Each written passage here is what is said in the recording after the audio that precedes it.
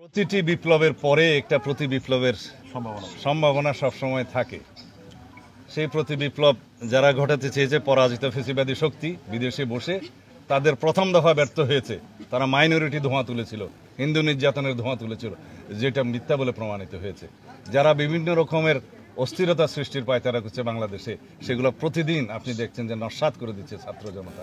সুতরাং আমি মনে করি না বাংলাদেশে পরাজিত ফ্যাসিবাদী শক্তির কোনো রকমের এরকম অন্তর্ঘাতমূলক কোনো তৎপরতা বা তারা সফল হতে পারবে, আমি মনে করি না। এই দেশের ছাত্র যুবকরা জনতা, শত সহস্র যুবক ছাত্র জনতা বুকের তাজা রক্ত দিয়ে প্রমাণ করে গেছে এই দেশে কোনো ফ্যাসিবাদের জায়গা নেই।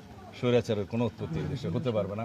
কোনো প্রতি বিপ্লবের আকাঙ্ক্ষা যদি কারো থাকে, সেটা এখনই আমি মনে করব যে তারা যেন ভুলে যায়। সারা জীবন শহীদ পলাশের পরিবারের পাশে আমরা দল হিসাবে থাকব এবং জনাব তারেক রহমান এই পরিবারের এই শিশুর সারা জীবনের ব্যয়ভার, পড়াশোনা সব কিছুর দায়িত্ব নিয়েছেন এই বার্তা দিয়ে।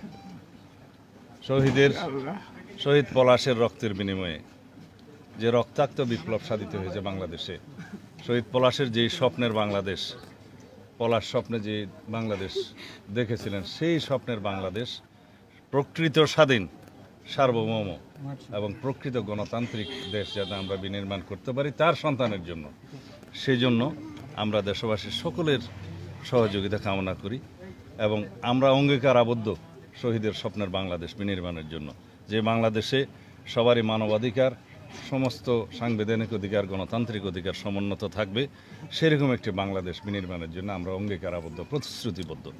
সুতরাং আমরা সেই অঙ্গীকারকে সামনে নিয়ে ইনশাআল্লাহ ভবিষ্যতে সেই স্বপ্নের বাংলাদেশ গড়ার জন্য এগিয়ে যাব।